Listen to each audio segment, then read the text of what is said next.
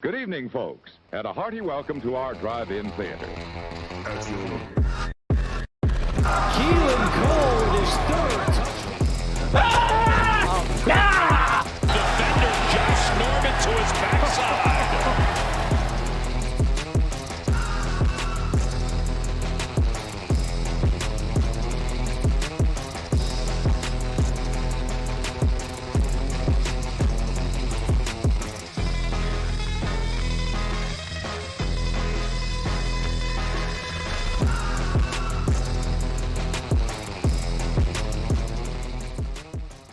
Well, hello and welcome to the 5th episode, season 1 of Pulp Fantasy. I'm Scott Rinear. You can follow me on Twitter at MunderDifflinFF. And this is my goofy ass YouTube show for In Between Media. So to those of you that have been watching these, I thank you very much. I appreciate it a lot. If this is the first episode you're watching, I encourage you to go back and watch the first 4. Quick update, in case you didn't know, the NFL Draft 2021, it happened. But it's fantasy football. So obviously, there was no speculating, no wild speculation and hyperbolic talk leading up to the draft. And now that the draft has happened, there obviously won't be any wild speculation and hyperbolic talk. And it's not even close. Leading up to the regular season, it just doesn't happen in this industry, right? Michael Carter is the next Alvin Kamara. Dwayne Eskridge is Tyreek Hill because he's short and he's fast. So obviously he's Tyreek Hill. Not speculation. It's true, right? No.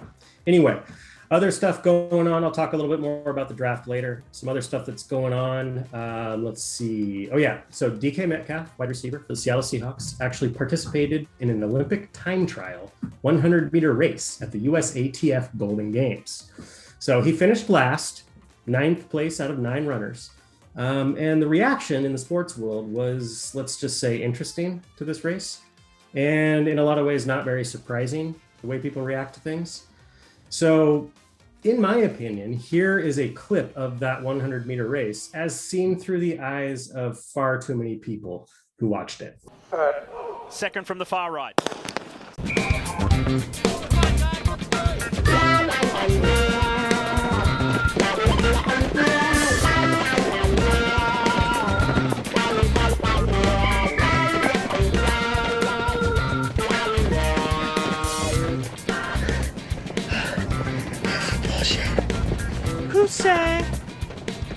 First of all, get the fuck out of here. This was an Olympic time trial. Do you know how insanely good Olympic athletes are? 10.37 in a 100 meter is pretty damn good for someone who is 6'4", 230 pounds. That's the length of a football field at like 21.59 miles per hour. And good on DK for shooting his shot. What does this tell us about DK, the NFL wide receiver? Well, there's another way you could look at this race. And us real ones get it. Second from the far right. At the goal line. That's Buda Baker. Buda Baker out in front. Can Metcalf track him down? Can he chase him down? And he does. Little side note here, not very well known. What a lot of people don't know is Daniel Jones, the quarterback for the New York Giants. He also recently participated in a 100-meter race. So I'm going to show you a clip. It's kind of difficult to tell. The footage is kind of far away from the runners. It's difficult to tell which one he is until about 3/4 of the way through the race. He's in lane 2. Defending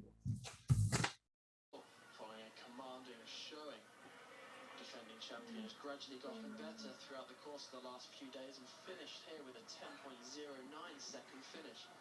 All right, let's see what the hell else is going on. 0-2 from Gilliam. And Schrock flies one out to left. Tebow toward the line, stumbles and can't make the catch. Throw comes to second and Schrock dives in safely.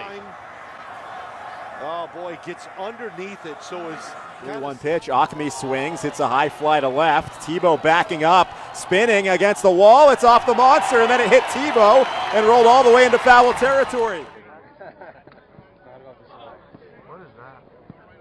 Now, To be fair, Tebow is not coming back to play quarterback, if you can call what you just saw a quarterback. He's not coming back to play outfield, if you can call what you just saw playing outfield. He's likely coming back to play tight end for the Jaguars. So for this one, I grabbed my selfie stick And I filmed myself. I did some kind of selfie footage of myself looking for some of his NFL tight end experience.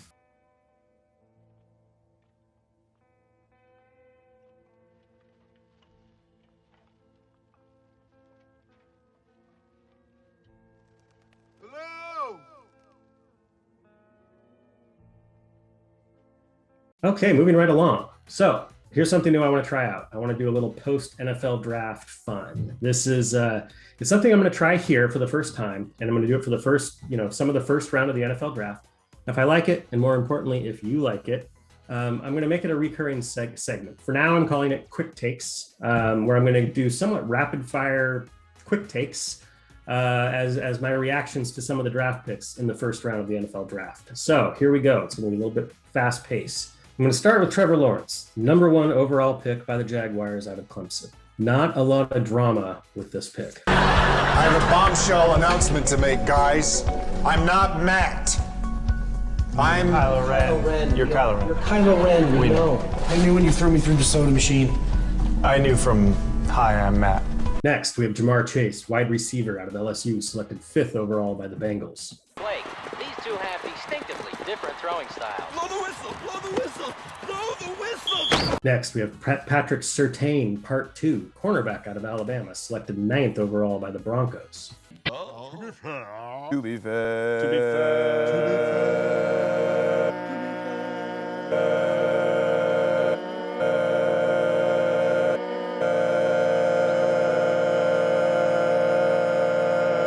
This pick is golden if the Broncos do end up trading for Aaron Rodgers. Keep that in mind. Next up is Justin Fields, quarterback out of Ohio State, drafted 11th overall by the Chicago Bears. The Bears made a pretty bold move to trade up to number 11 to get their franchise quarterback.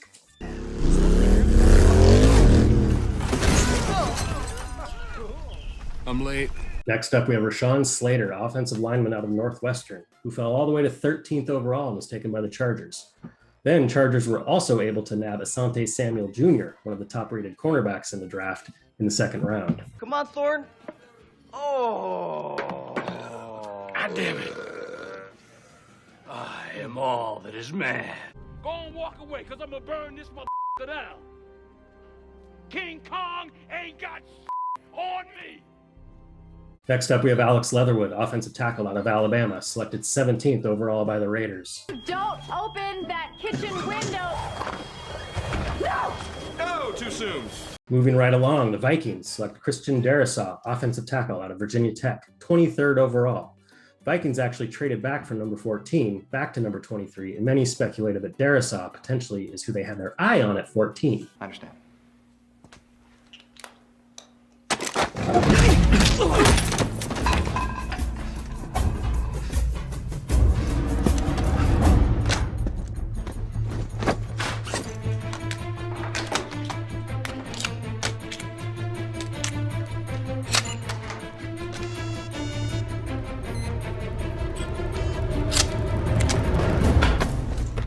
And last but not least, we have the Green Bay Packers, who used their 1st round pick to obviously select a wide cornerback, Eric Stokes out of Georgia, 29th overall.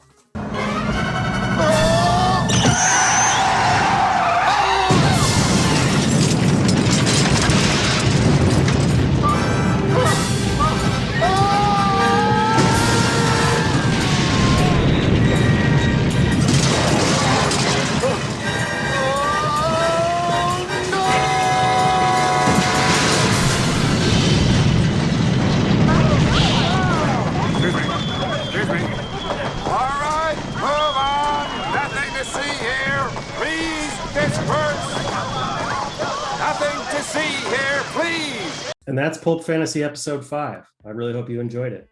Make sure to come and hang out with me on Twitter. Again, that's at @MunderDifflinFF. Hit that subscribe button, the In Between Media YouTube channel. It's kind of funny. 2 years ago, I would have probably rolled my eyes at somebody saying, hey, hit that subscribe button. And here I am, saying it to you, and I'm all over it. So what does this mean to me?